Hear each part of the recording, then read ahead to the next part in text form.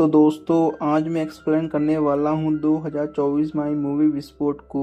Movie की शुरुआत में हम शोभ नाम के एक आदमी को देखते हैं जो कुबोर जैसी कंपनी में टैक्सी चलाता है।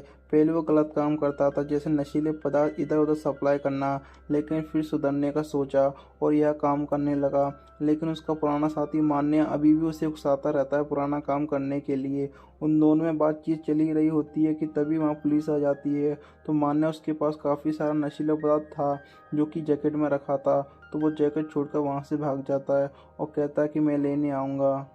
बाद में शिव मजबूरी में जैकेट घर लेकर चला जाता है, जहाँ हम देखते हैं उसकी माँ को जो बीमार रहती है और उन्हें भूलने की बीमारी है। शिव का बचपन का प्यार थी लकी, जो कि एक दूसरे से बेइंतहा मोहब्बत करते थे। तो वो उससे मिलने चला जाता है। फिर दोनों भरपूर तरीके से मेल मिलाप करते हैं। सुबह होने पर शोएब सोता रहता है और लकी काम पर निकल जाती है। तभी किसी लड़के का फ़ोन आता है कि घर में आग लग गई है। तो शिव भागते हुए घर पहुंचता है तो वो देखता है कि सबने आग बुझा दी है। मम्मी प्रेस कर रही थी और प्रेस चालू करके भूल गई, इसलिए आग लगी। तभी शोएब को मारने का कॉल आता है कि मैं आ रहा हूँ अपना जैकेट लेने। तो शोएब जैकेट ढूंढने लगता है पर मिल नहीं रहा था। इतने लोग घर में आए थे, शायद कोई उठा ले गया होगा।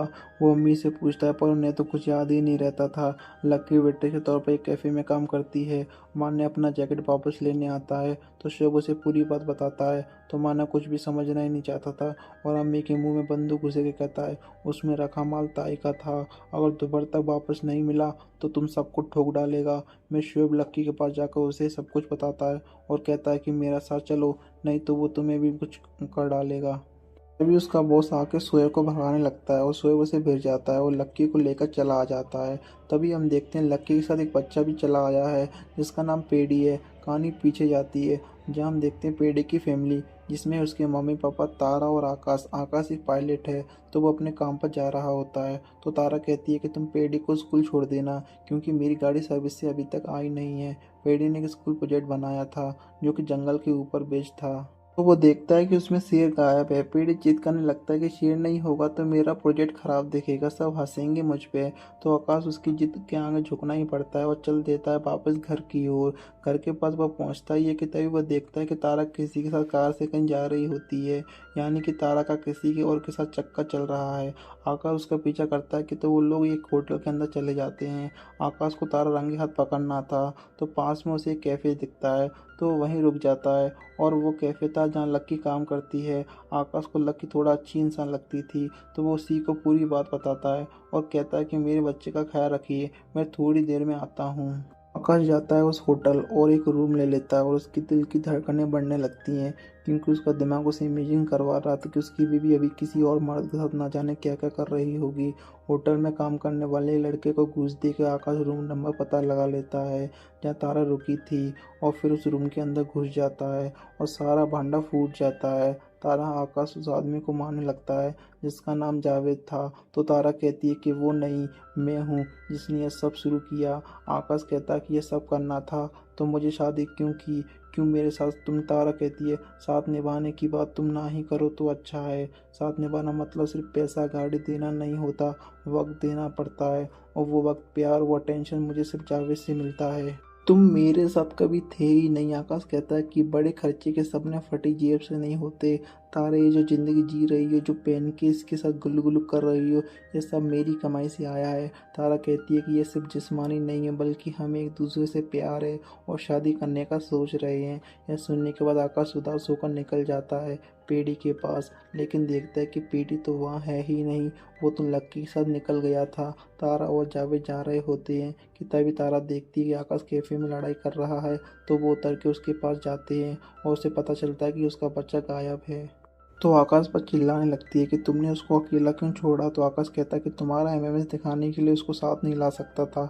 उन दोनों में बहस होती है भयंकर तरीके से, लेकिन अभी जरूरी था पेडी को ढूंढना। तो वो एक पुलिस ऑफिसर को बागमारे को फ़ोन करते हैं जो कि फ़िलहाल सस्पेंड था। शोएब घर जाता है तो पेडी को देख मम्मी उसे शोएब समझ के उसके साथ खेलने लग जाती है।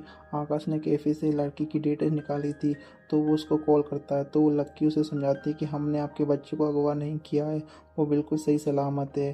तभी मान्य वहाँ पर आ जाता है और चिल्लम चिल्लाई मचाने लगता है तो फ़ोन कट हो जाता है। तो आकाश को लगता है कि पेड़ी मुसीबत में है। अब वहाँ आती है ताई, जो कि लक्की को पैसे डालने जा रही थी क्योंकि उसका माल गायब हो गया था। शोएब को वो समझ नहीं आता क्या करे, तो वो कहता है कि इस बच्चे के माँ बाप बहुत अमीर हैं, उनसे फिरौती लेकर आपको पैसे दे देंगे हम। ताई कहती है ठीक है, फिरौती मांगो 2 करोड़ रुपए। तो शोएब कहता है माल तो 20 लाख का था ना। ताई कहती है अब 2 करोड़ चाहिए, और इतना कह के चली जाती है। बाघमारे आकाश को बताता है कि अपहरण का केस नहीं है और ना ही ये लड़की इसमें शामिल है, लेकिन हाँ फिरौती की मांग जरूर होगी और कॉल आएगा ही आएगा। बाघमारे एक सीनियर ऑफिसर से डील करता है कि आप यह केस ले लीजिए, इसमें हिस्सेदारी करके आधा आधा पैसा आपस में बांट लेंगे। 2 करोड़ तो नहीं थे आकाश के पास, ज्वेलरी और बाकी केस मिलाकर 50-60 लाख रुपए ही हो रहे थे। तो वह टेंशन में आ जाता है कि अब कहाँ से लाएगा वो इतना सारा पैसा। इधर सोया का पड़ोसी बच्चा महमूद अम्मी से मिलने आता है, तो मान्या का पंटा अल्ताफ उसे भी धर लेता है क्योंकि उसने सबको देख लिया था। पुलिस लक्की के आस पड़ोस में पता करती है तो उन्हें उसके प्रेमी सोया का पता चलता है। तो मान्या कहता है कि बच्चे के बाप को बोलो जाके कि रात में पैसा लेके आए, फिर इसके 2 घंटे बाद बच्चा दे देंगे। तो सोएब कहता है कि बच्चे को उसी वक्त दे देते हैं ना, तो पर मान्या नहीं मानता। सोएब को वही करना पड़ता है जो उसने कहा। तारा का भाई सागर पैसे का इंतजाम कर लेता है, लेकिन अभी भी 40 लाख कम थे। लेकिन तभी पुलिस को पता चल जाता है कि शोएब की लोकेशन, और ये भी पता चल जाता है कि इन सब के पीछे ताई का हाथ है। शोएब की अम्मी को याद आ जाता है कि जब आग लगी थी तो जैकेट टंगा हुआ था, तो उन्होंने वो जैकेट छुपा कर रख दिया था। मतलब जैकेट किसी ने चुराया ही नहीं, अब तक घर पर ही था। जिसे पाकर शोएब बहुत खुश हो जाता है कि अब तो सब कुछ ठीक हो जाएगा। जैकेट लेकर शोएब ताई के पास जाता है, यह सोच के कि फिरौती नहीं लेनी पड़ेगी, लेकिन ताई कहती है कि माल मिल गया ठीक है, पर 2 करोड़ भी चाहिए, जाओ लेके आओ, वरना तेरी माशूका और तेरी अम्मी पे इसे डाल के नहला दूंगी। बाकी के पैसे तारा जावेद से मांग लेती है। अब तक आकाश गुस्सा आ रहा था, चिढ़ रहा था, लेकिन अब बात बच्चे की थी तो अब वो जावेद को कुछ नहीं कहता और पैसे ले लेता है। दूसरी बात यह कि कोई ऑप्शन था ही नहीं उसके पास। पुलिस का प्लान था कि बागमाने शोएब के घर जाएंगे, बच्चे को बचाने, और सीनियर ऑफिसर जाएंगे पैसे देने। तो आकाश कहता कि पैसे देने वो जाएगा, नहीं तो उन्हें शक हो जाएगा कि पुलिस भी शामिल है, तो पीडी को वो लोग कुछ भी कर सकते हैं। शोएब और माने लोकेशन पे पहुंच जाते हैं पैसे लेने, और आकाश सीनियर ऑफिसर के साथ आ जाता है और आगे अकेले ही जाता है ताकि उन्हें शक ना हो कि पुलिस भी आई है। अम्मी मसूद से कहती है कि चल मैं तेरे को घर छोड़ के आती हूँ, तो अल्ताफ उससे झगड़ने लगता है, तो अम्मी उसको मारने लगती, तो अल्ताफ उन्हें जोर से धक्का दे देता है और उनका सर बेड के कोने से जा टकराता है और वो मर जाती है। अल्ताफ मान्या को सब बताता है, लेकिन मान्या शोएब को कुछ नहीं बताता ताकि डील में गड़बड़ी ना हो जाए। मौका देख लक्की दोनों बच्चों को लेकर भाग निकलती है। बागमारे घर पहुंच जाता है और अल्ताफ को टपका देता है, पर बच्चा तो वहाँ पर था ही नहीं। बागमारे के साथ जो ऑफिसर आया था वो बागमारे को गोली मार देता है, क्योंकि सीनियर का प्लान था कि घर में जो भी मिले सबको गोली मार देना ताकि वो सारा पैसा हड़प सके।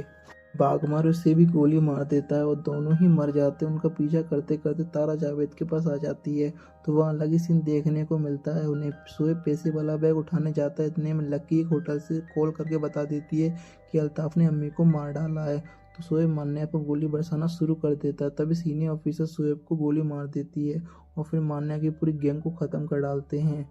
वो अपने सीनियर को बताते हैं कि बच्चा, बच्चे का बाप और जिन्होंने अपहरण किया था वो सभी लोग मारे गए हैं, कोई नहीं बचा, और पैसे वाला बैग लेकर जाने लगते हैं। लेकिन तभी आकाश उसके ऊपर बंदूक तान देता है कि तुमने मेरे बच्चे को मार डाला। सीनियर ऑफिसर कुछ कह पाता इससे पहले आकाश गोलियों से उसे भून देता है। शोएब जिंदा था तो वो कहता है कि तुम्हारा बच्चा मरा नहीं, जिंदा है। तो आकाश राहत की सांस लेता है। शोएब अस्पताल पहुंच जाता है और आकाश को पीडी मिल जाता है, जिसे पाकर वो खुशी से फूले नहीं समाता। अब कहानी यहाँ से कुछ दिन बाद में आगे बढ़ती है, जहाँ हम देखते हैं शोएब बिल्कुल ठीक हो चुका है। आकाश और तारा अलग हो रहे हैं, लेकिन आकाश पीडी से वादा करता है कि वह वीकेंड पे उससे मिलने आता रहेगा। शोएब अब ईमानदारी से टैक्सी चलाता है और अब आकाश शोएब दोनों ही अच्छे दोस्त बन चुके हैं। और फिर इसी कहानी के साथ ये मूवी यहाँ ही ख़त्म हो जाती है। Thank you for watching.